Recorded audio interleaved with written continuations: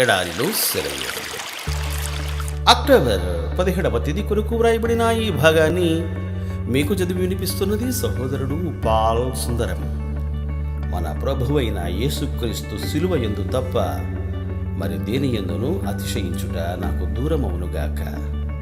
దాని వలన నాకు లోకమును, లోకమునకు నేనును సిలువ వేయబడి ఉన్నాము. గలతీలకు వ్రాసిన లేఖ 6వ అధ్యాయము 14వ వచనము. వారు కేవలం తమ కొరకే జీవిస్తున్నారు. స్వార్థం వాళ్లను చెరపట్టి ఉంది. అయితే వారి ప్రార్థనలను దేవుడు సఫలం చేయడం మొదలుపెట్టాడు. తమకు పరివర్తన కలగాలని, ఎంత నష్టమైనా సరే తమలో పశ్చాత్తాపం రావాలని వాళ్ళు కోరుకున్నారు. దేవుడు వాళ్లకు విచారాన్నిచ్చాడు. వారు పవిత్రత కోరుకున్నారు. దేవుడు వారికి గుండెల్ని పిండి చేసే బాధను ఇచ్చాడు. వారు సాత్వికం కోసం అడిగారు. ఆయన వాళ్ళ గుండెల్ని బ్రద్దలు చేశాడు. లోకానికి తాము మృతులమయ్యేటట్టు చేయమని వాళ్ళు అడిగారు. ఆయన వాళ్ళ ఆశలన్నింటినీ చంపేశాడు. వాళ్ళు ఆయన పోలికలోకి మారాలనుకున్నారు. ఆయన వాళ్లను కొలిమిలో వేసి కంసాలి వెండికి పుటం వేసినట్టుగా వాళ్ళు తమ స్వరూపాన్ని ప్రతిబింబించేదాకా కాల్చాడు. ఆయన సిలువను మోయాలని వారు ఆశించారు. ఆ సిలువను వాళ్ళ చేతుల్లోనే పెడితే అది వాళ్లను గాయపరిచింది. తాము ఏమి అడుగుతున్నారో అది ఎలా తమకు దక్కుతుందో తెలియకనే అడిగారు. దేవుడు వాళ్ళు అడిగింది అడిగినట్టుగా ఇచ్చాడు. అంత దూరం దాకా ఆయన్ని అనుసరిద్దామని, ఆయనను అంత చేరువవుతామని వాళ్ళు అనుకోలేదు. బేతేలు దగ్గర యాకోబులాగా, రాత్రి దర్శనాలప్పుడు ఎలీఫజులాగా, ఏదో భూతాన్ని చూశామని భయపడిన శిష్యుల్లాగా వాళ్ళు భయపడ్డారు. తమ దగ్గర నుండి వెళ్ళిపోమ్మని, అంత తీవ్రతను తమ నుండి దూరం చేయమని ఆయన్ను బ్రతిమాలేదాకా వచ్చారు. అయితే తొలగిపోవడం కంటే లోబడము, వదిలేయడం కంటే పూర్తి చేయడము, సిలువను దించడం కంటే ఎత్తుకొని మొయ్యడము, ఇవే తేలికైనట్టు వారు గ్రహించారు. కనిపించని సిలువకు వాళ్ళు ఎంత దగ్గరగా వచ్చారంటే ఇక వెనక్కు తిరిగి వెళ్ళిపోవడం కుదరదు. సిలువ మహిమ వారిలో విడదీయలేనంతగా పెనవేసుకుపోయింది.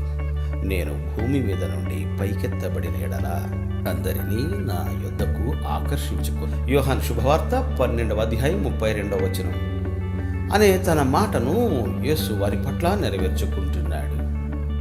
ఇప్పుడిక వాళ్ళ వంతు వచ్చింది. ఇంతకు ముందు ఈ రహస్యం గురించి విన్నారంతే, ఇప్పుడు అనుభవిస్తున్నారు. తన ప్రేమ దృక్కుల్ని ఆయన వారి మీద ప్రసరింపజేశాడు.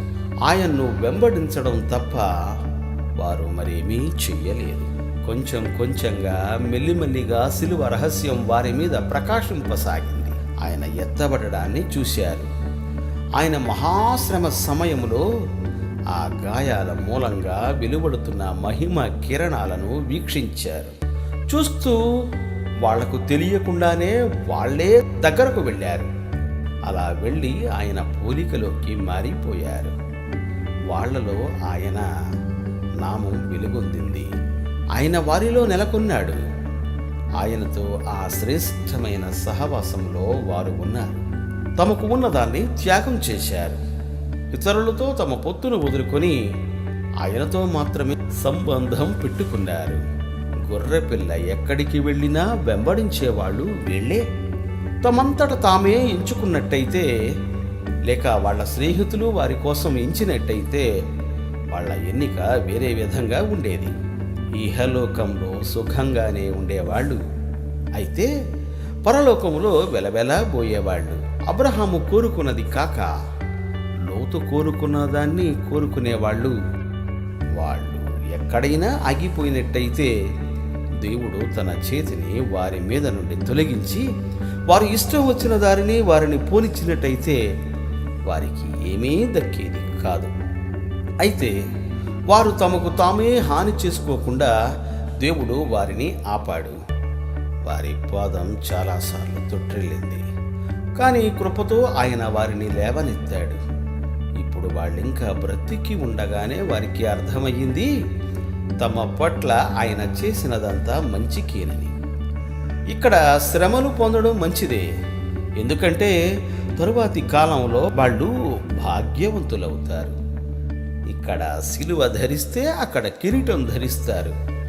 వాళ్ళ ఇష్టం కాదు కానీ దేవుని ఇష్టమే జరిగిస్తే ఫలితాన్ని పొందుతారు. దేవుడు మిమ్ము దీవించుగాక. ఆమేన్. ఆమేన్.